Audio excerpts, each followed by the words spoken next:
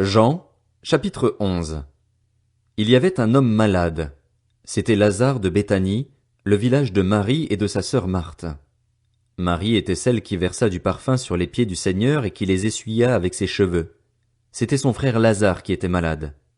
Les sœurs envoyèrent dire à Jésus, « Seigneur, celui que tu aimes est malade. » À cette nouvelle, Jésus dit, « Cette maladie n'aboutira pas à la mort, mais elle servira à la gloire de Dieu, afin qu'à travers elle la gloire du Fils de Dieu soit révélée. » Or, Jésus aimait Marthe, sa sœur et Lazare.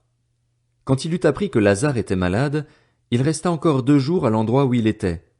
Puis il dit aux disciples, « Retournons en Judée. » Les disciples lui dirent, « Maître, tout récemment les Juifs cherchaient à te lapider et tu retournes là-bas. » Jésus répondit, « N'y a-t-il pas 12 heures de jour?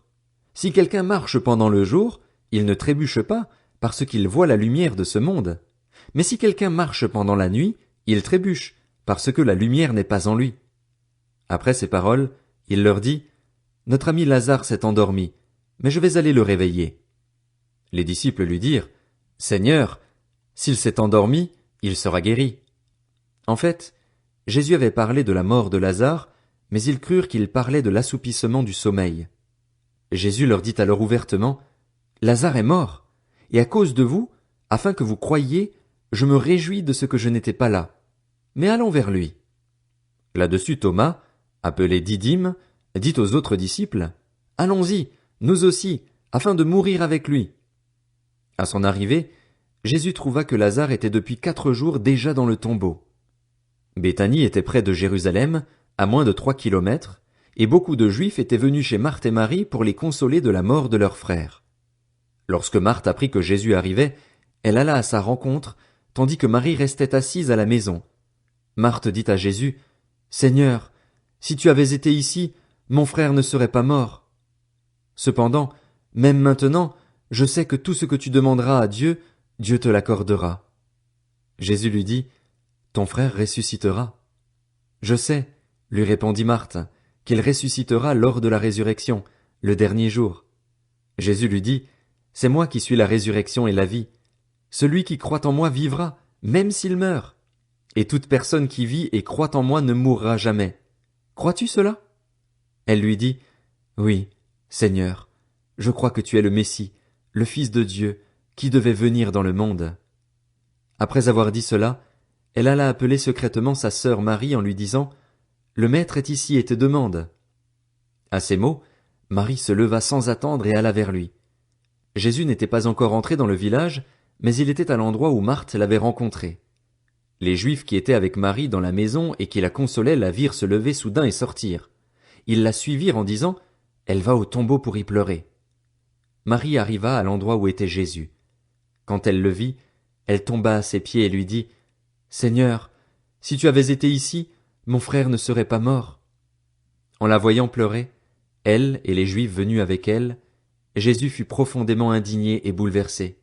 Il dit, « Où l'avez-vous mis? » « Seigneur, lui répondit-on, viens et tu verras. » Jésus pleura. Les Juifs dirent alors, « Voyez comme il l'aimait. » Et quelques-uns d'entre eux dirent, « Lui qui a ouvert les yeux de l'aveugle, ne pouvait-il pas aussi faire en sorte que cet homme ne meure pas? » Jésus, de nouveau profondément indigné, se rendit au tombeau. C'était une grotte. Une pierre fermait l'entrée. Jésus dit, « Enlevez la pierre. » Marthe, la sœur du mort, lui dit, « Seigneur, il sent déjà, car il y a 4 jours qu'il est là. » Jésus lui dit, « Ne t'ai-je pas dit que si tu crois, tu verras la gloire de Dieu? » Ils enlevèrent donc la pierre de l'endroit où le mort avait été déposé.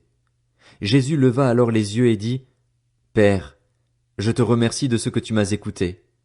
Pour ma part, je savais que tu m'écoutes toujours, mais j'ai parlé à cause de la foule qui m'entoure, afin qu'ils croient que c'est toi qui m'as envoyé. » Après avoir dit cela, il cria d'une voix forte, « Lazare, sors !» Et le mort sortit, les pieds et les mains attachés par des bandelettes et le visage enveloppé d'un linge. Jésus leur dit, « Détachez-le et laissez-le s'en aller. » Beaucoup de Juifs qui étaient venus auprès de Marie et qui virent ce que Jésus avait fait crurent en lui. Mais quelques-uns d'entre eux allèrent trouver les pharisiens et leur racontèrent ce que Jésus avait fait. Alors les chefs des prêtres et les pharisiens rassemblèrent le Sanhédrin et dirent: Qu'allons-nous faire? En effet, cet homme fait beaucoup de signes miraculeux. Si nous le laissons faire, tous croiront en lui et les Romains viendront détruire et notre ville et notre nation. L'un d'eux, Caïphe, qui était grand prêtre cette année-là, leur dit: Vous n'y comprenez rien. Vous ne réfléchissez pas qu'il est dans notre intérêt qu'un seul homme meure pour le peuple et que la nation tout entière ne disparaisse pas. Or il ne dit pas cela de lui-même, mais comme il était grand prêtre cette année-là, il prophétisa que Jésus devait mourir pour la nation. Et ce n'était pas pour la nation seulement, c'était aussi afin de réunir en un seul corps les enfants de Dieu dispersés. Dès ce jour, ils tinrent conseil pour le faire mourir.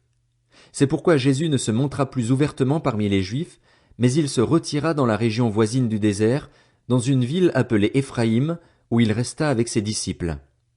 La Pâque des Juifs était proche, et beaucoup de gens montèrent de la campagne à Jérusalem avant la Pâque pour se purifier. Ils cherchaient Jésus et se disaient les uns aux autres dans le temple: Qu'en pensez-vous? Ne viendra-t-il pas à la fête?